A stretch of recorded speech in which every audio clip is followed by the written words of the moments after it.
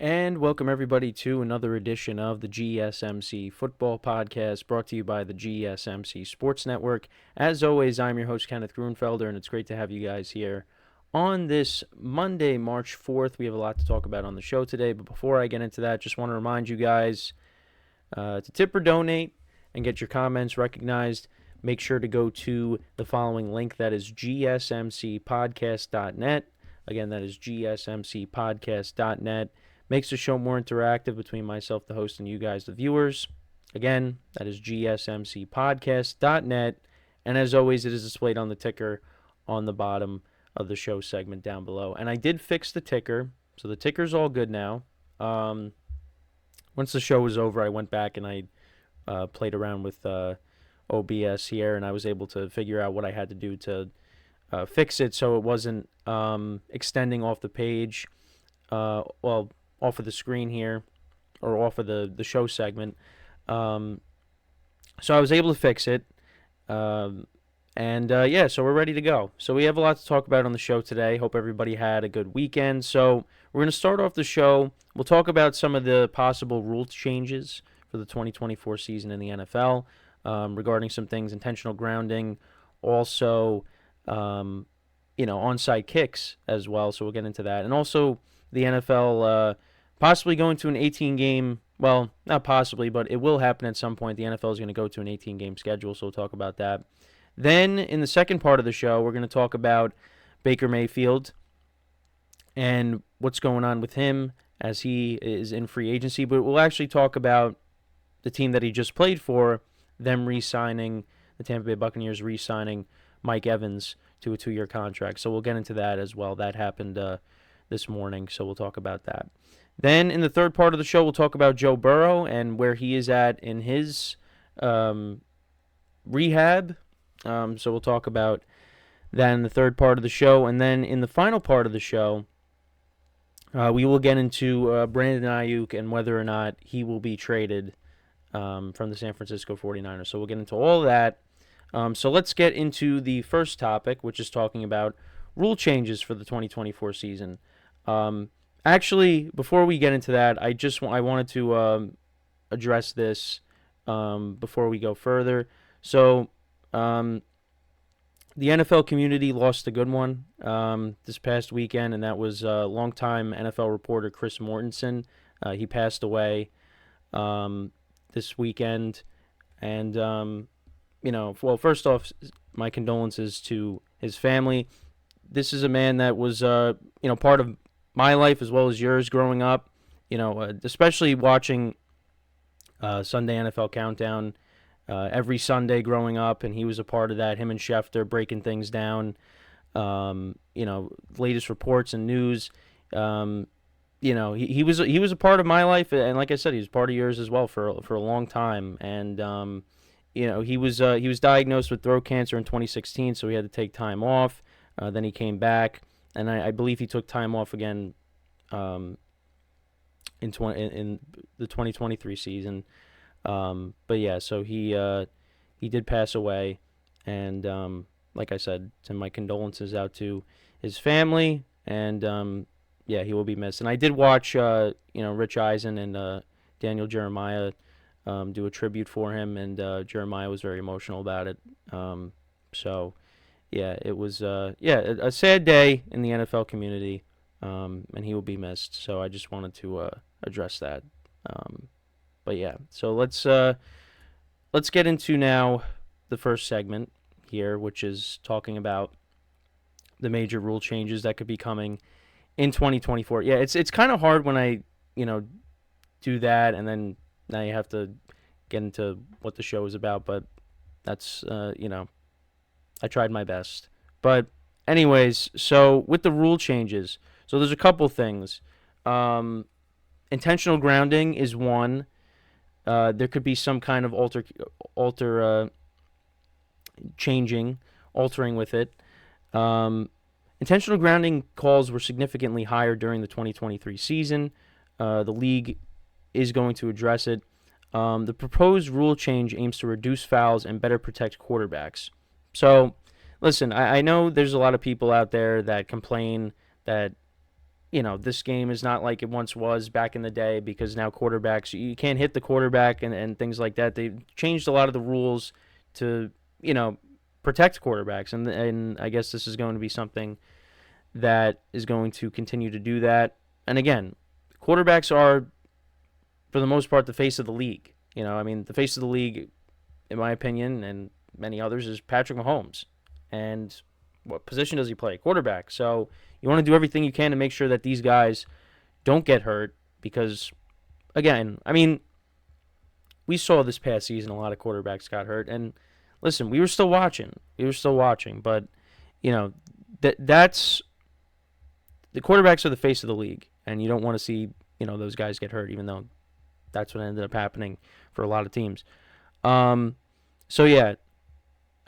grounding was called 59 times, indicating a notable increase. The exact details of the proposed rule change are yet to be disclosed. Intentional grounding calls have been inconsistent in the past, leading to confusion among players, coaches, and fans. Now, again, we all know what it is. It's defined as a passer throwing a forward pass without a realistic chance of completion when facing imminent pressure from the defense. So they're looking to change that. The decision not to call intentional grounding during Super Bowl 58 between the Kansas City Chiefs and San Francisco 49ers drew criticism from fans, highlighting the need for clarity in officiating.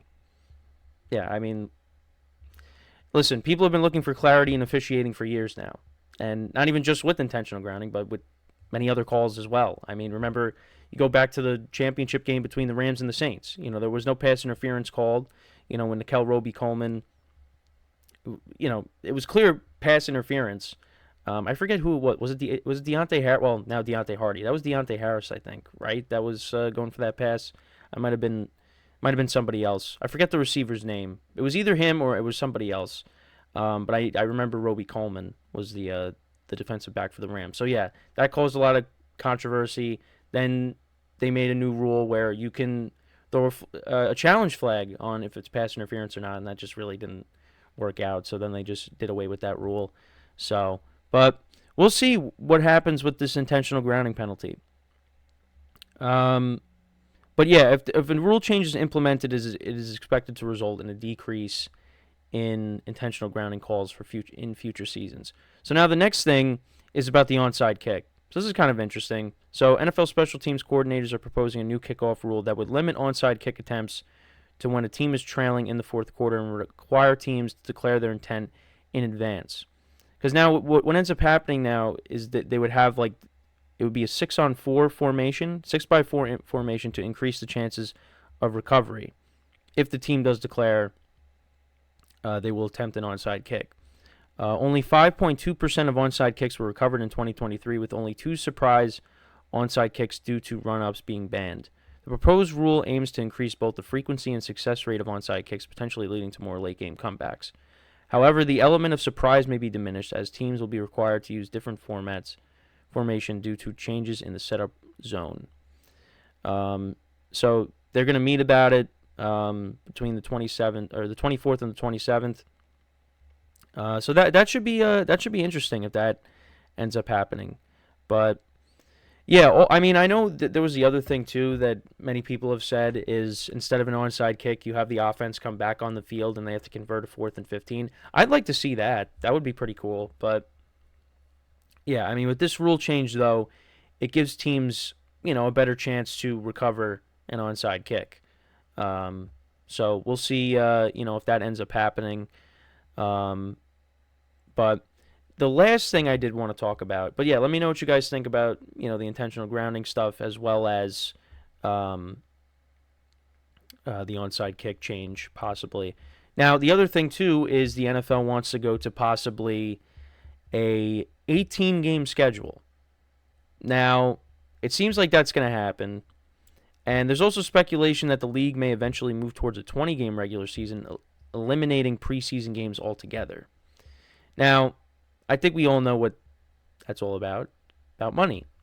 But, the big thing that many people are going to talk about is player safety. And, from what I was reading, does bring up what I just brought up, and that's the quarterbacks getting hurt. There were so many quarterbacks that got injured. And now you not only quarterbacks, but you're just asking for more players to get hurt. Now, the other thing too is they possibly would add a second bye week, um, in addition to there being another game added to the schedule. Um, but yeah, so it would do away with preseason games if we go to 20 games. Now, listen, as a fan, it's more football. That's great, but at the same time, we gotta look at the bigger picture, and I don't think the players are necessarily going to be happy about it. But that's if the NFL wants to make more money, that's what they're going to do that. So, it's not going to surprise me if we end up seeing a 20-game schedule. But with the amount of injuries and it's just, is it really worth it?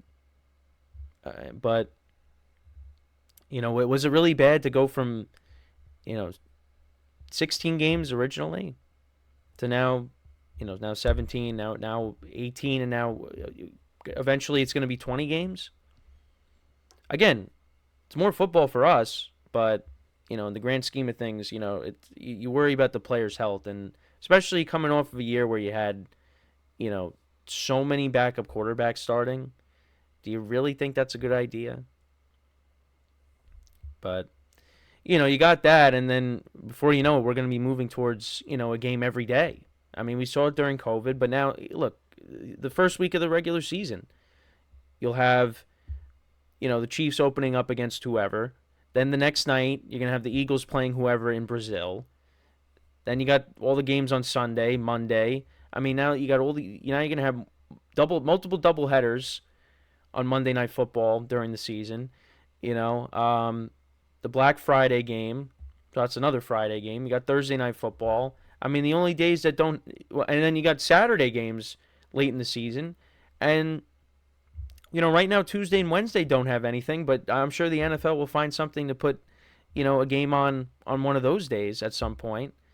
It's just it's crazy, but they have the power to do that. So I mean that's something we'll keep an eye on, but I don't know. You just don't want to see injuries, and you're adding more wear and tear to the players if you go to now. Well, they're going to going to 18, but now there's the possibility of they're going to go even more than that to 20, and just get rid of the preseason. So, but yeah, it's definitely going to be a recipe for more injuries. Which again, it's something that I say all the time. I don't want to see people getting injured, as well as you guys. You guys don't want to see players getting hurt, but that's just where we're headed. Unfortunately, is more games, and that's going to lead to more injuries. I mean, they could talk about player safety, but I mean, guys are going to get hurt. If you're going to make the season even longer, guys play injured a lot of times. So, yeah, I mean, again, it'd be more football for us, but at the expense of the players, which they don't want that to happen. I know they don't,